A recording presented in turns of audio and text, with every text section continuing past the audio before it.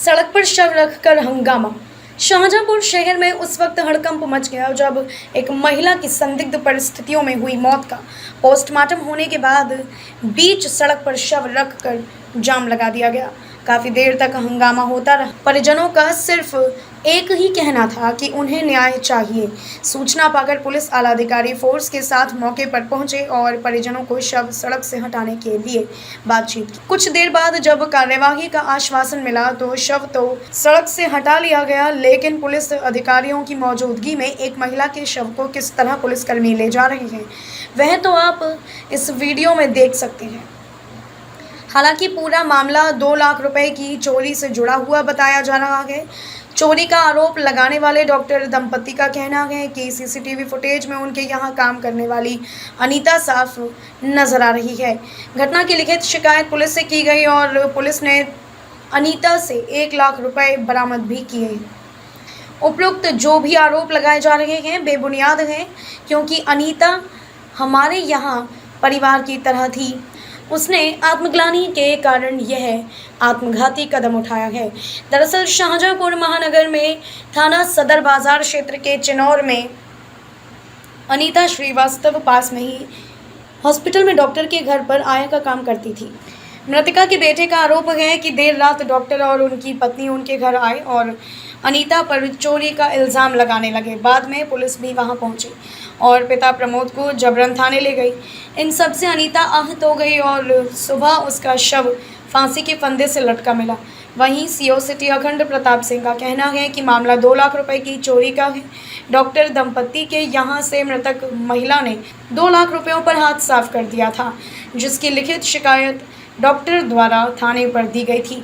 मामला चोरी से जुड़ा होने के कारण पूछताछ करने पर 1 लाख रुपए अनीता के घर से बरामद हुए हैं। वहीं डॉक्टर के यहाँ जिस कमरे से चोरी हुई है उसका सीसीटीवी फुटेज पुलिस के पास है, जिसमें मृतक महिला साफ नजर आ रही है। फिलहाल सीसीटीवी फुटेज देने से पुलिस ने इनकार कर दिया। मैम, एक आरोप है आपके घर में काम करने वाली महिला ने फांसी लगा ली है। उसके परिजनों का आरोप है कि आप लोगों ने उसको इतना प्रताड़ित किया कि जिसकी वजह से उसने आत्महत्या की। मैं इस संदर्भ में सिर्फ आपकी जानकारी के लिए बताना चाहती हूँ कि ये पूरे आरोप इतने निराधार और गलत हैं। कल की घटना ये हुई है कि कल इसने करीब 12:28 पे मेरे घर में मेरे जहाँ पैसे रखने वाली अलमारी है उसमें से 2 लाख रुपए चुराए और सीसीटीवी में ये साफ तौर पे इनकी छवि प्रकट होती दिख रही है।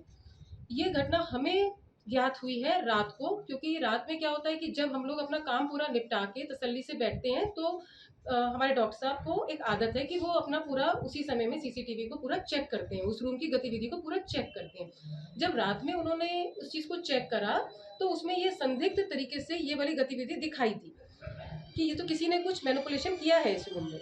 हम लोगों ने तुरंत इसकी जानकारी के लिए अपना यहाँ पे कैंट चौकी में कंप्लेन दिया और पहले मेरा शक गया मेरे यहाँ जो स्वीपर जितेंद्र काम करता है उस पे। उसकी वजह ये थी कि कल उस रूम में वो सफाई कर रहा था। मुझे लगा कि मे भी मौके का फ़ायदा उठा के उसने कुछ गलत काम कर दिया। हालांकि वो बेचारा बार बार बोल रहा था दीदी हमसे कोई भी कसम उठा लो, हमने नहीं किया। लेकिन वही बात होती है, चोर कभी कहेगा नहीं। मेरे दिमाग में अपनी चीज़ें चल रही थी। वो मेरे साथ खुद चल करके मेरी गाड़ी में बैठ के, क्योंकि वो सच्चा था, मेरी गाड़ी में बैठा, आप मुझे थाने ले चलो। मैंने कहा थाने में उसको मैं ले गई। मैंने कहा आप इससे पूछिए, ये मुझे नहीं बता रहा है। फिर वो इतना भी बोला कि दीदी हम तो 11:30 बजे चले गए थे। ये बात मैंने अपने स्टाफ से नीचे आके वेरीफाई करी तो उन्होंने बोला हाँ दीदी वो तो आ गया था। उसके बाद वो नहाया धोया, वो अपना बाहर चला गया।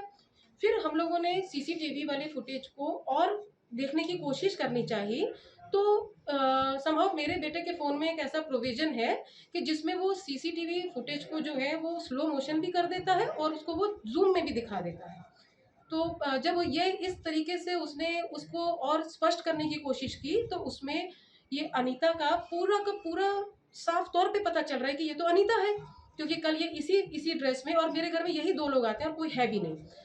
जब ये देखा तो रात में मेरे को तो बहुत परेशानी लगी कि क्योंकि इसके साथ हमेशा हमने हर मुश्किल के घड़ी में जब इसको किसी भी दिक्कत के लिए पैसों की ज़रूरत पड़ी हो, कभी भी इसको किसी दिक्कत में नहीं रहने दिया है कि इसको पैसों के लिए अपने ही घर में, क्योंकि मेरे हिसाब से तो ये इसका अपना घर था, सब कुछ इसके सामने खुला रहता था। इसको पता था कि चाबियां कहाँ रहती हैं। हमने कभी इसके सामने कुछ छुपाया भी नहीं है।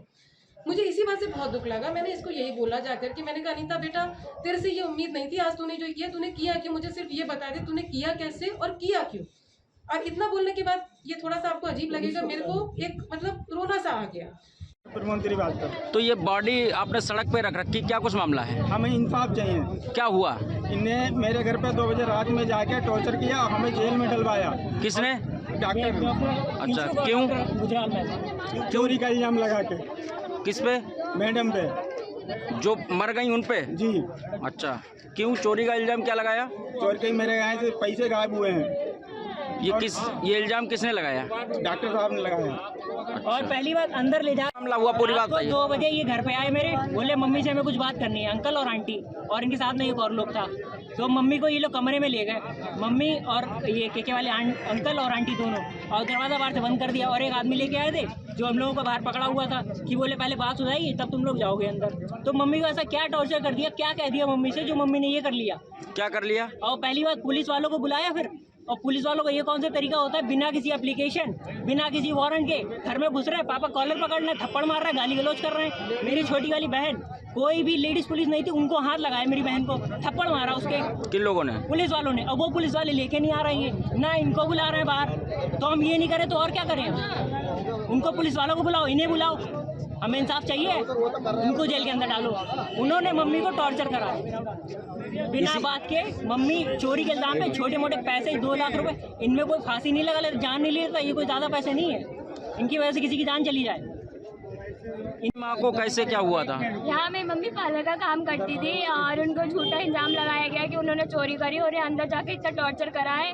कमरा बंद कर लिया था, हम लोग को सबको बाहर निकाल दिया, पापा को भी बाहर निकाल दिया, सिर्फ अंकल आंटी मम्मी मुझे नहीं पता अंदर उनने क्या करा। उसके बाद मम्मी, अंकल आंटी कौन?